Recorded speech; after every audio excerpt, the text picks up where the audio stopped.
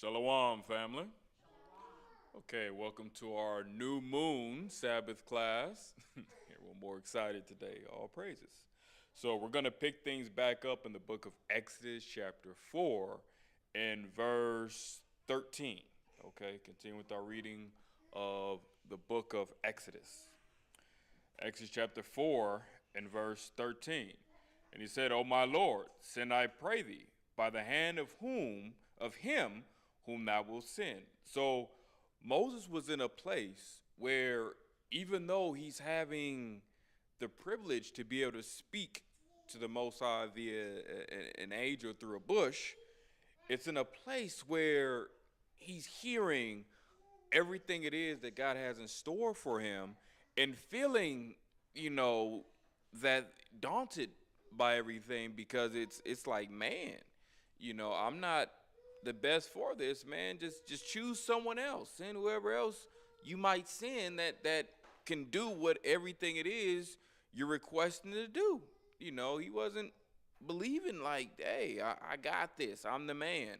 He wasn't feeling himself in that way. Just like some people, man, God came to you at a big task, that you might not feel capable or able, so understandably.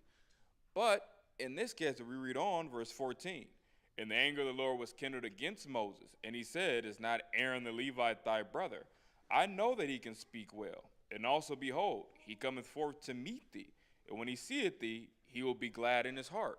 So now at this point in time, the Most High he's starting to get upset with Moses because it's like, man, I'm telling you, I'm the creator. I'm the God of heaven and earth, saying that, man, I chose you for this. If I wanted someone else, I would have went to someone else. But I came to you because I want you. Yeah, your brother can speak well, but I know your brother. I created that spirit. I know what his strengths and weaknesses are, and I know yours. And I know overall you will be the better fit, because sometimes people feel as if just because someone has that one thing that you might feel they have better than you, that means the whole package is better. Someone can be a great in a particular lane. That doesn't mean overall that they're the better choice for a particular position. It's multifaceted. I say that to say in terms of like a pie chart, or a graph. You're seeing all the different areas, or if you see stats, all the different stats. Maybe you play some game, you see how different player different stats. So ooh, they good at here, here, here. They lack here. Most I looking at the stats. Okay, this is the best person for the job. So this is the best person overall for this position. So no one else on the face of the earth is more adequate than you. You have that. Although Moses did not think that of himself. He thought much the less. And sometimes part of what makes you the greater. So now, reading on verse 15. And thou shalt speak unto him, and put words in his mouth. And I will be with thy mouth and with his mouth. It will teach you what ye shall do. It doesn't get any better than that. Because the Most High is saying, hey, it ain't like I'm just telling you and I'm finna go off somewhere. No, I'm going to groom you. I'm going to teach you. I'm going to be dealing hands-on with you and him. But especially you, number one, him, number two. My number one, number two guys. So I'm going to be dealing with you every step of the way. You'll be all right.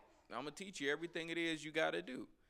Hey, it can't get any better than that. Because, of course, they're starting a place where the nation has to be rebuilt, but someone has to lead it. Someone has to, govern it and spearhead it. Most High chose the best person for the job. So, let's read on. Verse 16. And he shall be thy spokesman unto the people. And he shall be to thee instead of a mouth. And thou shalt be to him instead of God. So you're having that. So you're having a situation where, okay, he's balancing it out. That, okay, yeah, your brother, he helped be a spokesman on your behalf to the people, so not a problem. But I'm definitely gonna be working with you.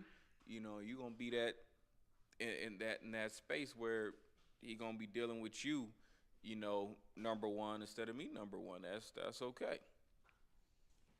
So now, verse 17. And thou shalt take this rod in thine hand, and wherewith thou shalt do signs. So even giving him this staff that, hey, with it, I'm using this as giving this to you as a tool that with it, I'm going to enable it spiritually to where you'll be able to work certain miracles through it.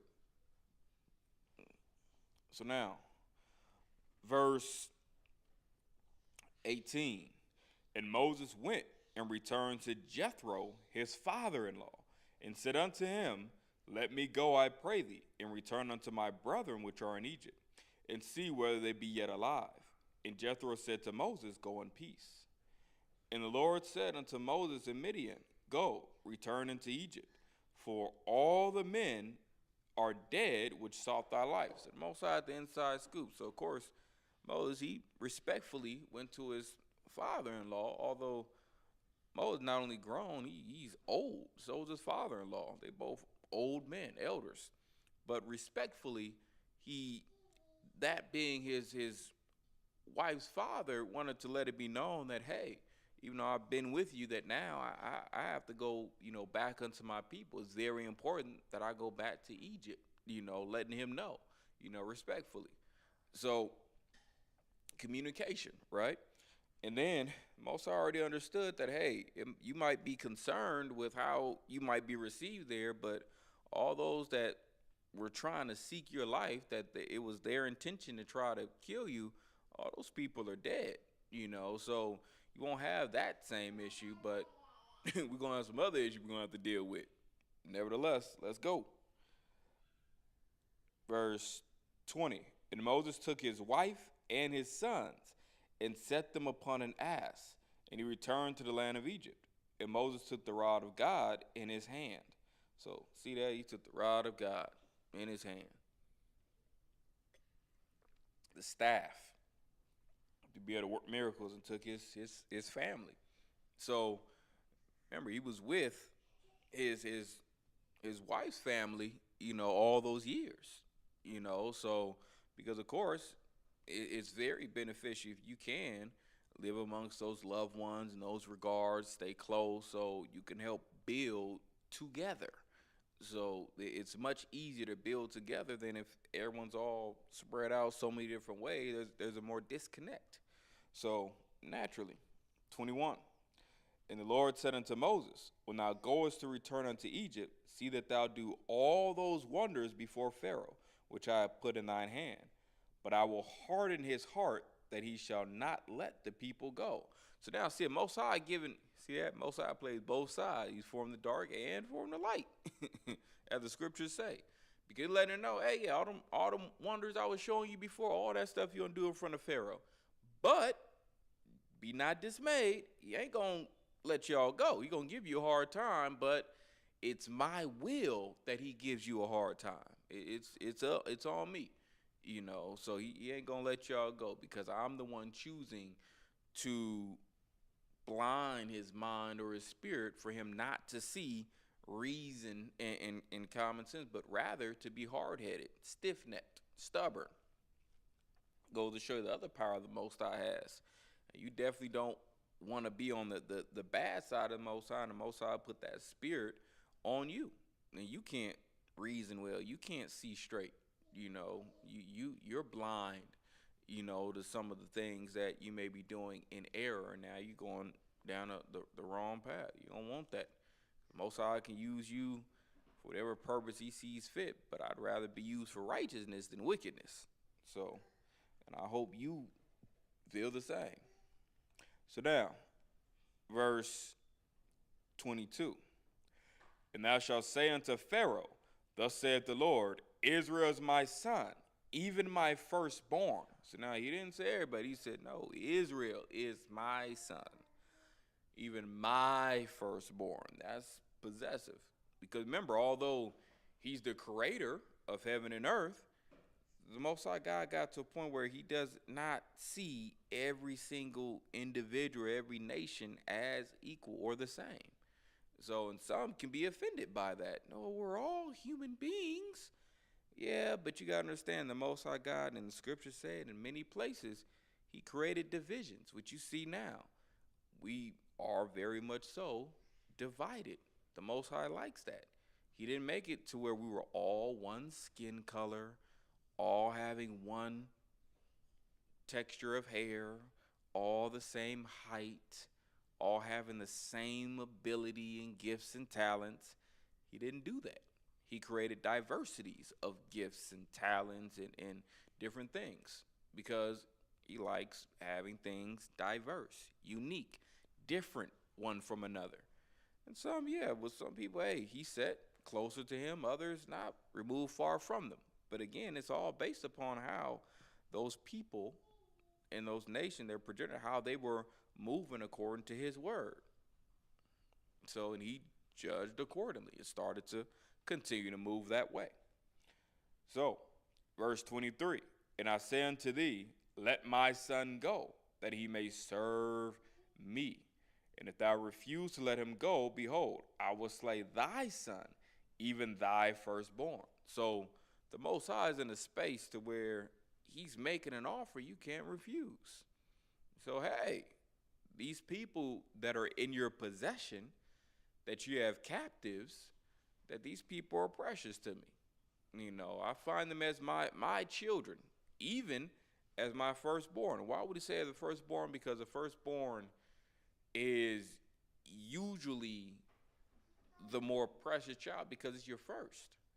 My first child that I'm to bear, that I can say like, man, now I'm a parent. Now I got a kid. You know, changes the game for a lot of people.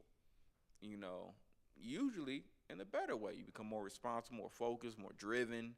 Your goals change, or become more goal oriented. You know, you're more mindful. Usually these things come when you have the now there's a whole different level of responsibility, generally. But now he's saying even my son, that is was my son, because with a son, that's, we understand the scriptures, that's something to be taken to a different level because your son continues your name and your legacy. The Most High with us, he was looking to continue his name and his legacy with us. He didn't choose the old world for that. No, he chose Israel. He chose our forefathers and our foremothers to embody that and carry that on. You know, something we should see as a privilege and honorable if, you know, we do well so we can be worthy to carry on that name. So now, reading on verse 24. And it came to pass by the way in the end that the Lord met him and sought to kill him. So now you see all this Most High setting up, but here it is, you know, on the way back. He met Moses and sought to kill him. Why? Let's read on. Verse 25. Then Zipporah took a sharp stone and cut off the foreskin of her son and cast it at his feet and said, surely a bloody husband art thou to me. Because now it was a situation where he did not make sure that his sons were circumcised, and his wife knew of it, you know. So, but on that, it was known and aware that, hey, this is the offense. They ain't circumcised. Supposed to be circumcised. And showing they were aware of the laws. Why? Because Abraham taught Isaac, Isaac taught Jacob, Jacob taught his sons, and his sons taught the ones after them. The problem was one, we were in captivity. So being in captivity, that made it no different than today. You're going like a lot of time to their school, so you're learning their stuff. So you're getting tainted with their ideologies. So there's a lot of things our people, by that time, the laws were watered down. Some things we did, some things we didn't. So, and everything wasn't even enforced the way that it needs to be. Some things were, some things weren't. So Most High had to get us back on track and make sure, look, y'all need to go over everything. Y'all need to make sure I got everything right, because it done got real watered down, you know, with y'all. So, because they were pretty much so lukewarm as a people, very much so lukewarm. But these are things that Most High knew. Yeah, I know you know to do this, and I'm holding you accountable to do this, and this is how I feel towards it. So, and you have a situation where for some, why did it have to come to all that? Because it's one of the things some people look at circumcision even today. Oh, that's not good for the baby. Have them go through that pain, that suffering. Some of you try to see it more, argue whether it's child abuse. So not everyone feels the same way, towards it. And there's in the case where the first one, nah, just not yet. He's still little. I don't know, But they're like, hey, it's very important that this happens. This is important to the Most High. So, being in a state to where this is being done, but yeah, I'm not ready, and them type of conversations, had, and that's why she knew at this time that all right, I need to hurry up and do it because it's serious, So now, verse 26. So let him go.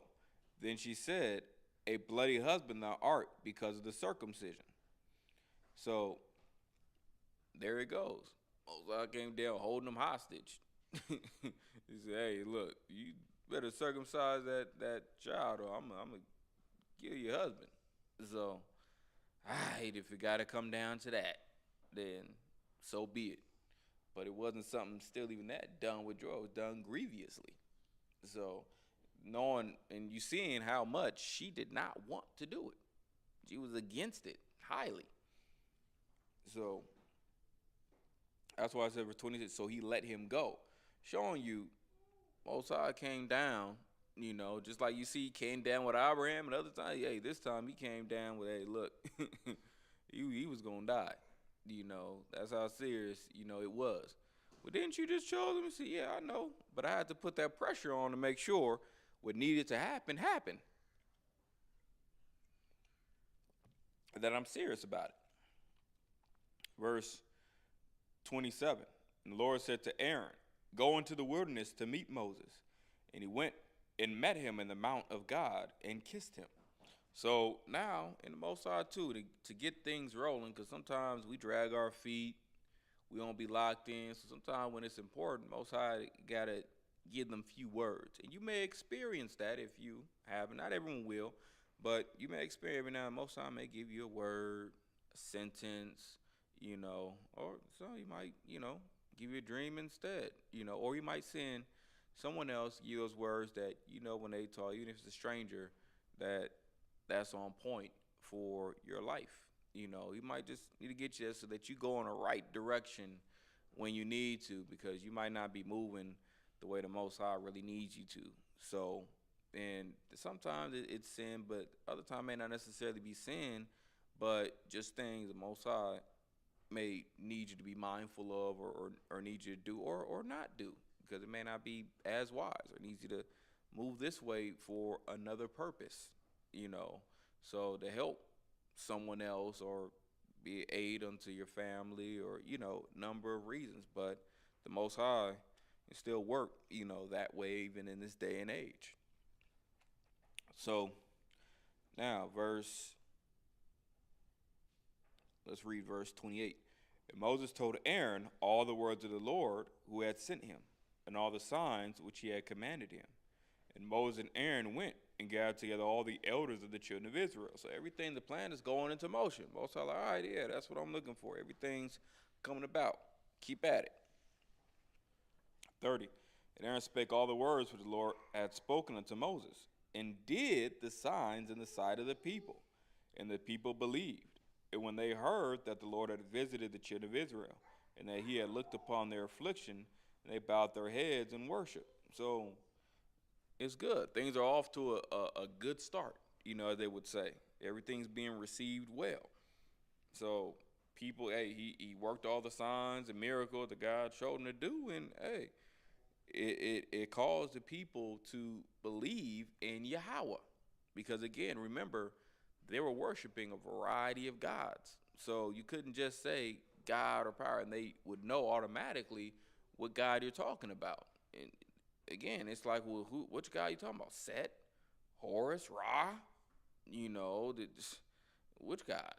So, oh, God of Abraham. Oh yeah, Isaac, Jacob, that God. Oh, okay. Oh, you talking about Yahweh? Oh, okay. So that's the God that's sending for us. Make sure the Most High God gets His glory. He ain't trying to be misidentified with some of the other gods going on, because that could have easily happened. Oh, Ra delivered us. No, wasn't Ra. So because they were in Egypt, Egypt has a lot of different gods.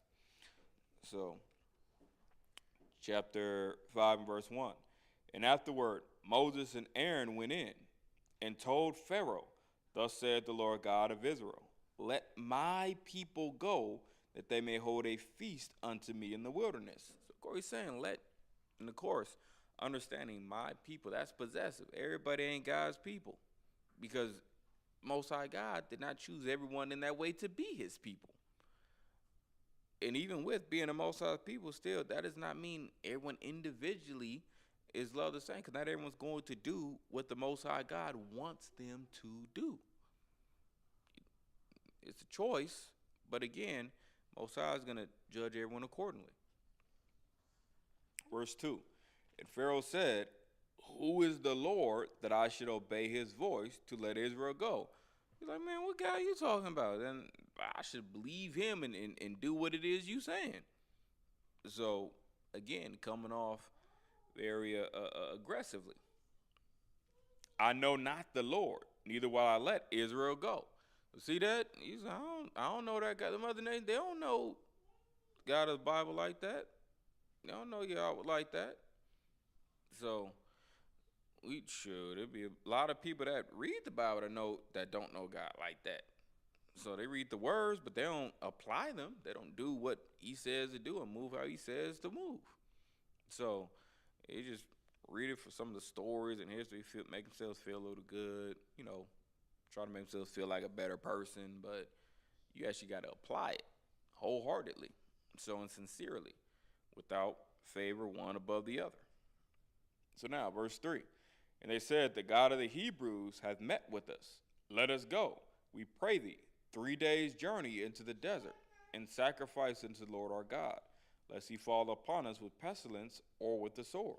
So them already understanding that, hey, look, this is the will of the Most High God. I'm not coming to you just because this is how I feel. No different than with us teaching this word or talking to others or doing the works of evangelists, being out on the street, you name it, behind the desk.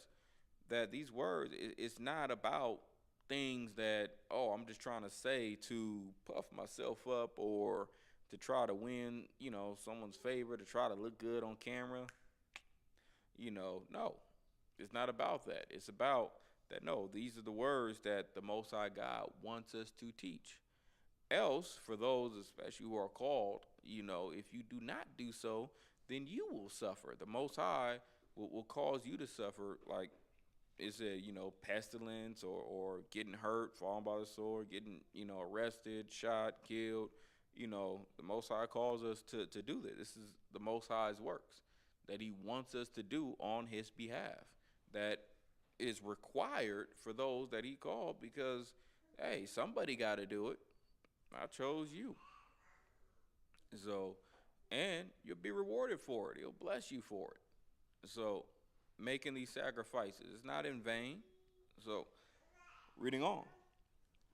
Verse 4, and the king of Egypt said unto Moses, wherefore do ye, Moses and Aaron, let the people from their works get you unto your burdens? He's like, man, why you, stopping the people from working and everything they're supposed to be doing, and y'all need to get back to work, enough and quit what y'all talking about.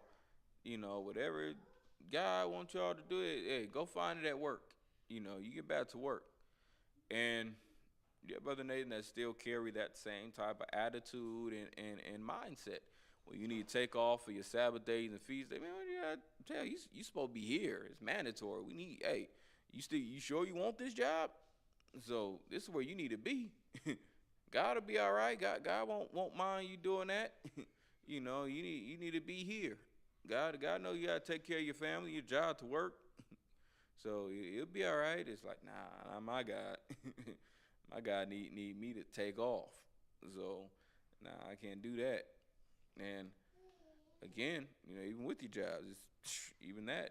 All the more you try to move in excellence on your job, not to, be the number one person in captivity or just because and in praise and worship in that regard. But no, rather understanding that I need the favor and grace and mercy from my employer. So I'm going to try to make sure I put myself in the best position that when I need something, they're that much more in a mindset to want to appeal unto me because of my work ethic, how hard I work. I'm early, if not on time. I do my job. I do my job well. I'm respectable, so that when I need something, it's, oh, yeah, sure. Yeah, you got it. Oh, not a problem. You want that. You want to be able to and pray and ask the Most High God to help you with that. So you can be as blameless as possible and be someone that has that favor versus someone who, oh, nah, this person, they always late. They ain't never showing up. They don't do even a good job, mediocre work. You don't want to be like that, So because then you make it harder for yourself to get accommodated when you need to get accommodated. So just kind of keep that in mind and learn even from our forefathers. Need to be from Joseph, Daniel, so on and so forth. Various brothers to the Esther, they weren't mediocre with their jobs, and they still worked to be excellent even in captivity, knowing that it was going to put them in a position where they would have more authority, but more, they didn't just appear. They got there because they moved in the Most High's wisdom. So applying his laws, but also applying his wisdom to gain that favor, and work, as government officials, high rank government officials, all praises. And they weren't the only ones, but, many of our forefathers, they did things to get put in better positions. So now, reading on, verse 5. And Pharaoh said, behold, the people of the land now are many, and you make them rest from their burdens. So now he's saying, man, with all these people, man, it's a gang of work they be taking care of. And now you finna tell them all to quit, for a few days? You know what'll happen? Are you serious? That's how they be seeing it. Because imagine if all the Israelites scattered across four corners of the earth, especially just throughout the Americas, especially North America, that's really ran like a corporation. Imagine all Israelites take off of work for the next 3 days. All of them just taking off. That will significantly, I should say, just greatly impact the economic system of America. Because it's not set up that way. Be different if it was set up that way, but it's not. So everything, their commerce, everything that they have, running, those things would greatly halt, greatly cease, because so many of those jobs, especially your blue collar jobs, we're mostly working, causing these things to operate the way they need to operate. So now, reading on in verse 6, and Pharaoh commanded the same day the taskmasters of the people and their officers, saying, so now he had to speak to his government, hey, send word out because they talking some crazy talk around here and saying they need some time off and some days. We can't give them no days off. You see everything we trying to build and all the stuff we trying to get going, like that ain't gonna work. Get whatever they're talking about. Their God needs them to do that, but our God, the morning sun and the moon. Hey, our God say we need to work. That's what we need to do. So, and we have more gods than them. So, 7, ye shall no more give the people straw to make brick, as heretofore. Let them go and gather straw for themselves. So, even that, making your job harder on you. The more you're trying to serve the Most High, the more they're trying to make it harder for you to do so, being adverse. Verse 8, and the tale of the bricks, which they did make heretofore, ye shall lay upon them.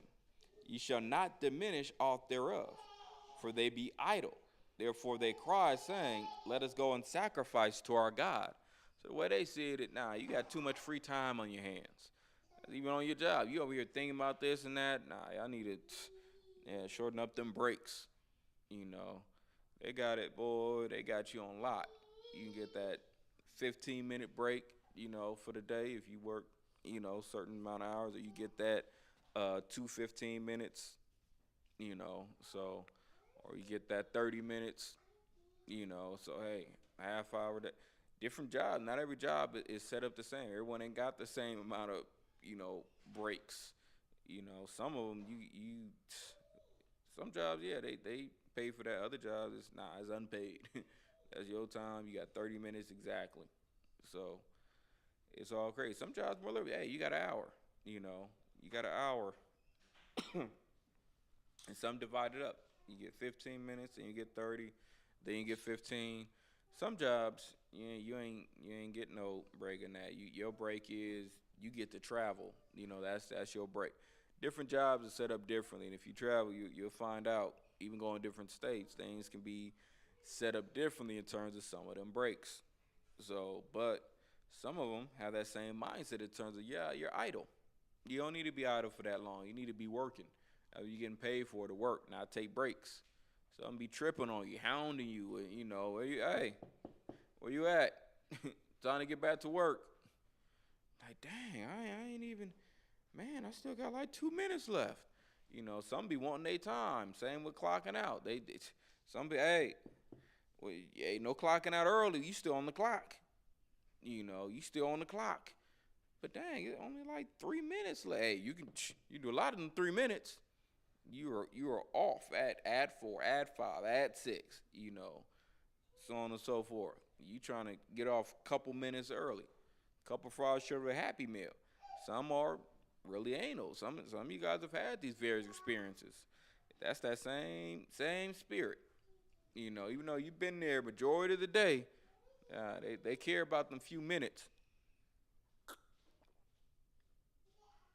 Feel like you're missing out on a whole lot of work in them few minutes. So now, verse 8, and the tale of the bricks which they did make heretofore, ye shall lay upon them. You should not diminish aught thereof, for they be idle. Therefore they cry, saying, let us go and sacrifice to our God. You see that? They know what's going on. Yeah, y'all ain't got enough work to do. That's why y'all over here thinking about all this other stuff, trying to work this. Y'all need more work on your plate. That's what's going to fix it. I know what to do. So, verse 9, let their more work be laid upon the men, that they may labor therein, and let them not regard vain words. See that? That's their mindset. Keep you busy so you can't stay focused on other things. Because if you're always working, it makes it harder for you to deal with things that will occupy the growth and development of your nation. And then not everyone works just 9 to 5. Some people work, a significant later shift or significant earlier shift. Others work overnight. Some, they don't work 8 hours. Some work 10-hour days, 3-4 days a week, even 5. Some work 12-hour days, 3-4-5 days a week. Some people work 6 days. Like, everyone doesn't have the same schedule. Certain jobs, can require more time.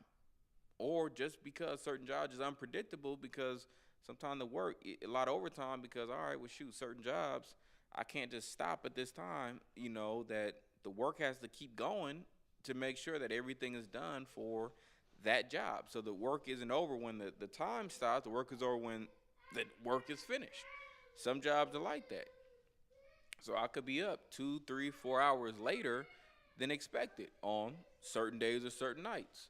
But all these things that keep you in a space where you're always busy, always working, to where you don't have the time to study. You don't have the time to really focus, to be able to think and meditate on these things. Have to be in order. This has to improve. They try to keep you in a space where you lack that, and that's something very important. Just having the time to be able to sit and think, just to be able to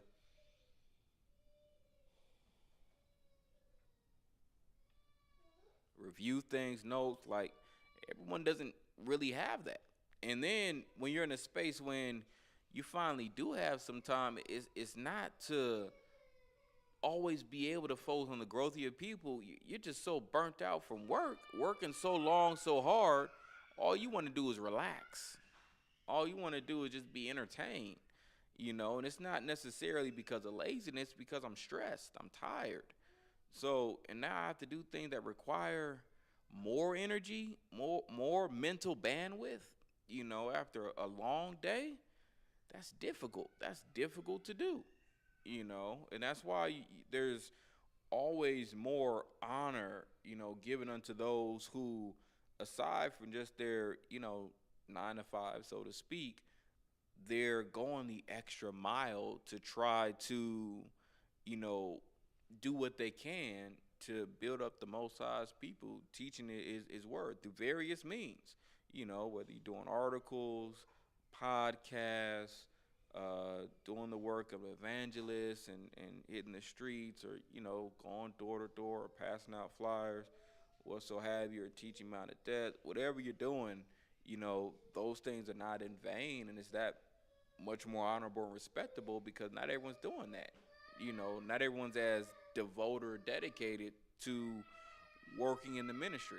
So there's a great respect to all those who are trying to work various departments and things throughout the ministry to try to help this word spread, and also trying to do what they can to help restore their nation. That's very much so honorable, and that's why those who are doing it, you're going to receive even a greater blessing because you're putting in that extra work. You're not just trying to do the minimum, So now, reading on, 11, go ye, get you straw where you can find it, yet not aught of your work shall be diminished. You see that now? They're saying, well, look, hey, go get straw, you can find it. Yeah, they be usually having over there, but if you can't find it, y'all need to start looking around. Some of those things now, they're making it harder, taking out resources, from you. They still do that in this day and age. Certain things they could give you to make your job, make your lives easier. Nah, they shorthand you. They don't give you all the resources you need to be successful.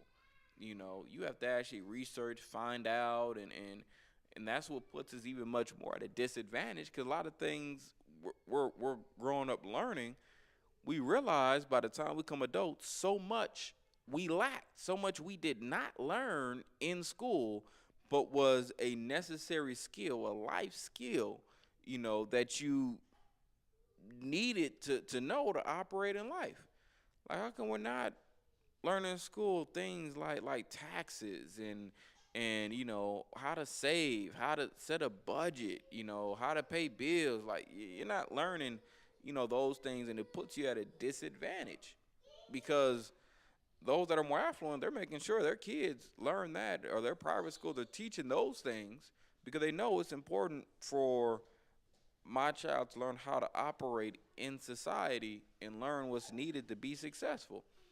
They're learning about, life insurance, different policies, accident insurance, accident and death and dismemberment insurance, learning the difference between, homeowners insurance versus mortgage insurance, and learn these differences, learn about different savings, learning about term policies, life insurance, and also learning about whole life insurance or IULs, or learn about the thing, learning the differences between them, why you want to do this one, what should you invest more in this in. Like, they're learning those things, and it puts them ahead of the game because, oh yeah, I took this out, I'm building a diverse portfolio, I have this. And you're like, I didn't even know we needed a portfolio. I maybe got a notebook in the car. They be having us, so out of the loop. We be sounding so ignorant. I guess. So, all we know is a portfolio and notebook. So, but again, disadvantage because that's not the fault. They keep you occupied with other things. Verse 12. So the people were scattered abroad throughout all the land of Egypt to gather stubble instead of straw. That's how they have you today. You scattered. You so caught up with your 9 to 5 and work to try to get by, barely, making it, barely able to pay your bills. But yet and still there's so much stuff you need because you work in this 9 to 5. Think about it. Average job Monday through Friday, 9 to 5. So if I'm working all these main work days, weekend a lot of stuff is closed. A lot of stuff business you can't do. So now I gotta try to fight to take out time for work to go to the doctor, go to the dentist. You know, don't let you have kids. Now you're trying to go for you and them. I gotta take them to the dentist. Gotta take them to the doctor. So I gotta take off of work from this. Take off. Now I gotta fight. To take off of work. So fight for the time off. I need to go for this. And don't let you try to take off a vacation on top of that. A lot of jobs be issues. It be problems. They need you at work, slaving away. And then even if you do go years, 10, 15, 20 years, no vacation, no day off, they just give you a pat on the back for it. That's what we need, good workers. So you don't even get, nothing extraordinary, for committing all your time, life, and energy and servitude unto them. Just appreciation. It's sad, unfortunately. But it's the same thing, just painting a picture, a lot of the similarities. So, now, verse 12. So the people were scattered abroad throughout all the land of Egypt to gather stubble instead of straw. 13. And the taskmasters hasted them, saying, fulfill your works. Your daily task is when there was straw. That's the other thing, too. Same with your job. Hey, get it done. But, man, can I take off early? I need to go get gas and get this. Hey, you do that on your time, not on our time. You're on the clock. A lot of jobs feel. All the other stuff you do, hey, take care outside of work. Well, shoot, if I'm working here, it's like, dang, I got to take my kids here, pick them up, and I got to drive, drop them off, and then drive to where I really don't have time in the morning. Then, shoot, the evening, by the time I get off work, everything be closing down. Dang near, especially important stuff. So it's like, I can't even really legitimately really take care of it. So it makes it difficult. So especially if you don't have, help from parents, grandparents, or, spouse, significant other, makes it that much harder. Especially when you have kids in that regard, because it's like, dang, I'm going to have time to do this stuff. Like, because most of the stuff is happening, like, during Monday through Friday, 9 to 5. I need time during that time, but I'm at work. So making it difficult for you, but yet and still, you still have to find a way to get it done and still show up as if these things aren't even an issue. You're looking like, am I the only person that sees this? Like, there's a problem here? But everyone has to act like, hey, everyone else figures it out. You got to figure it out. But you would think there would be a care and concern to try to make it easier on everybody. If you need me to do all this stuff, then shouldn't you help put me in a position where it's easier for me to do it? Oh, that's too much care and concern. Too much care and concern. They don't have that same care and concern. They just care about you being in a space, having a position to fulfill the work they need you to do. And if you can't do that, you need to get out of the way. So, and it's the same with like your personal affairs and situations. It's like, don't let you have a hard time, deal with some grievance and things, and let your workload begin to suffer. It's just, hey, is everything all right? They come to you, you've been missing time. I think maybe you should, evaluate if this is what you really want to do right now. If this is the best position for you. I think maybe you need to, look elsewhere. They start having that where it's harder to find jobs, which are out there, especially you get into certain positions, certain types of, government, jobs. The mindset is different. Mindset is, nah, if something going on, like, man, you can miss days at work, and they gonna call and see what's going on, and try to get you counseling, therapy, because they know you need your job because that's to provide for your family. Certain jobs, it's like, man, they take an act of God to get you fired. You mess around and do things, even cause thousands of dollars of damage, they ain't gonna trip. It's like, all right, accidents happen, brush under the rug, yeah, we take care of that. It's a night and day difference.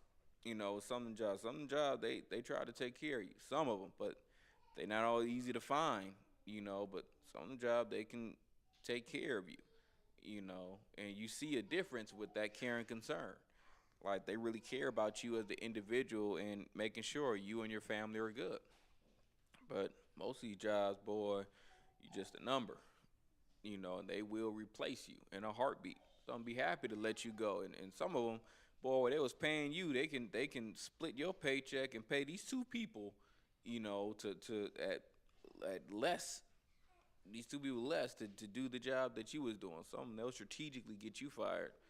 So it's just, man, these are the curses. This is the issues. So now, verse 14, the officers of the children of Israel, which Pharaoh's taskmasters had set over them, were beaten and demanded, wherefore have ye not fulfilled your task in making brick, both yesterday and today, as heretofore? Then the officers of the children of Israel came and cried unto Pharaoh, saying, wherefore dealest thou thus with thy servants? There is no straw given unto thy servants, and they say to us, make brick. And behold, thy servants are beaten, but the fault is in thine own people. So now you be having that too at work. You be in a space where you be trying to do your job, but supervisor, man, making it harder on you, changing policies. You get that too, right? Change policies and sold the company to someone. Now they got harder policies. Oh yeah, you guys are gonna do this and this. Like, hey, hold up. Like, wait, man, this ain't right. This ain't fair. It's like, hey, well, if you don't like it, look for work elsewhere then. This is the policy. This is it. They making them policies like they written in stone. Well, this is just the policy. Everyone likes to hide behind policy. Well, them policies, you can change them policies, but they don't want to. They want to be able to stand behind paper, make it seem like it's just out of my hands. This is what it says. It's just nothing we can do. I mean, it's just my hands are tied, which I really empathize with. But I mean, this is the way it is. If you can't hack it, maybe you gotta look for a different line of work. Just saying. They be having things like that. It's like, man, y'all could run this much better. Y'all over making this and having people doing it. Like, man, this is harder. This is more difficult. So you have that. You've experienced that, I'm sure. Somebody know what I'm talking about. Verse 17, but he said, you are idle. Wherefore you say, let us go and do sacrifice to the Lord. And see, I always say, y'all just have too much time on your hands. That's what it is. I know what it is. Don't worry. You guys need to be running around. It's good for you. Let's just say that, because now you get to spend some of that extra time that you guys having all these other conversations and meetings. Yeah, spend some of that good extra time taking care of some of this other business you guys haven't been taking care of. That's really what you guys need to do. I know how to fix this. They be having that. So they know, how to fix your life and what's going on. Same thing. Like I say, oh yeah, I'm sorry. Hey, you're not hacking it here. Maybe you need to find a different line of work. I just know what it is. This just isn't right for you. You're just not ready for this position right now. It's too much, and gotten you in a space where you looking for mercy. You going through loss of life or struggle babysitting, like so many issues. They got everything figured out for you. So now you in a space where the pressure's on. No, I can do it. Yeah, I can be here. All right then. That's what the attitude, the can-do attitude I'm looking for. That's what we need. Doers. See that? Write that down. We need doers here. So you'd be hard pressed to, like, dang, I just gotta build a bread and get over wherever I'm going through. Otherwise, it's like, dang, lose the job. They holding it over you like dangling that carrot in front of the horse. Man. But this is what it is, trying to give you a similitude with like how they were dealing with the situation, dealing with their taskmate, your taskmate, your employer. So set over you. So now, Verse 18. Go therefore now and work, for there shall no straw be given you, yet shall ye deliver the table of bricks. And the officers of the children of Israel did see that they were in evil case, after it was said, ye shall not diminish aught from your bricks of your daily tasks. So now they're seeing like, dang, it's just getting harder on us. It ain't getting easier, it's getting harder. So Wyatt over here, man, they got it. And that's when our people, when the fires are coming down, it's like we start looking for whose fault is it? When they start saying, well, new policy because it looks like we've had a lot of people, not clocking in at the right time. So instead of people coming here and able to and then clock it, nope, we're gonna have it to where, or instead of people just being able to come in and clock in and get their hours and they can get all this stuff set up, nope, you guys are now getting mandated to set all this stuff up first, okay, and then clock in, people. Oh man, I don't do that, man. That's gonna take like another 10, 15 minutes. Hey, it's not my fault, guys, okay?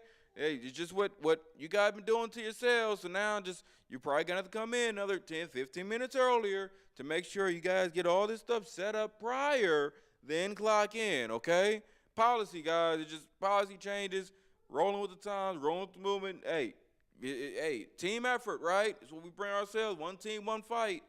Oh man, now you look at each other, man, who did it? Who over here? Who fought? Probably what's in there. Yeah, they all be late. Now they got you pointing fingers on each other. Now about the crabs in the bucket. Who fault is it? Who to blame? Who to come down on? Making the job harder on us. Shoot, already bad now. I had to get up here. Now I got to get 10, 15 minutes. Then if I got to wait for them first, now it's like a rat race. And sometimes them extra steps.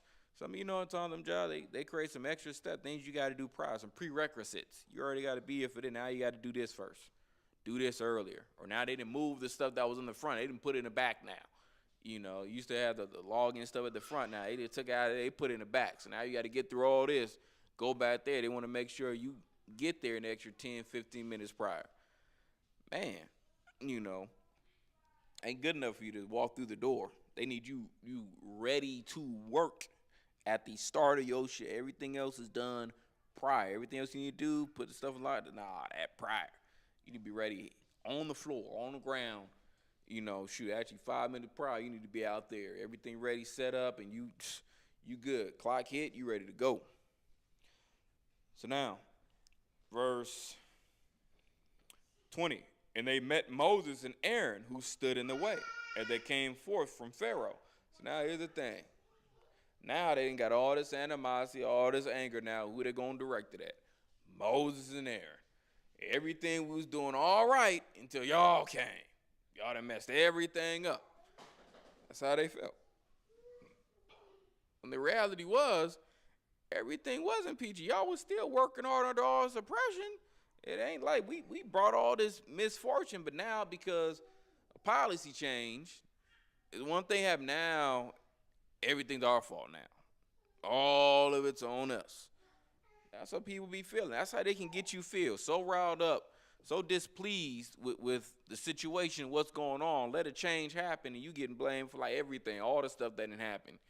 The last policy change just came, last week. They didn't blame you for the last 3 years of changes. Man, yeah, it's people like this. Yeah, see, this was it. Remember, it started with when they did that. Remember that? Yeah, that was probably you too back then. Stuff y'all been doing. It's like, dang, bro, I ain't even been here that long. That wasn't me. Or that wasn't. All sorts of things. So reading on in verse 21, and they said unto them, the Lord look upon you and judge, because ye have made our Savior to be abhorred in the eyes of Pharaoh, and in the eyes of his servants, to put a sword in their hand to slay us. And Moses returned unto the Lord and said, Lord, wherefore hast thou so evil entreated this people? Why is it that thou hast sent me? So now it's like, man, Moses, I'm getting pressed by the people. Man, like I said, peer pressure can be a mug. People complaining, so like, dang, man, God, like you said, I'm supposed to save them. It's like things is getting harder. So, and it's like, dang, You sure? It's like now I'm second guessing. Like, man, you said you sent me, and I'm over here by everything I'm doing, making it hard on the people. They coming down on me. So now, 23. For as I came to Pharaoh to speak in thy name, he hath done evil to this people. Neither hast thou delivered thy people at all. So, you see, it's like, man, we working backwards. None of the stuff worked, and they not even delivered. It's like everything got harder. Like, dang, why, God? But understanding, Most High God told him, like, man, look, I told you he wasn't going to let y'all go.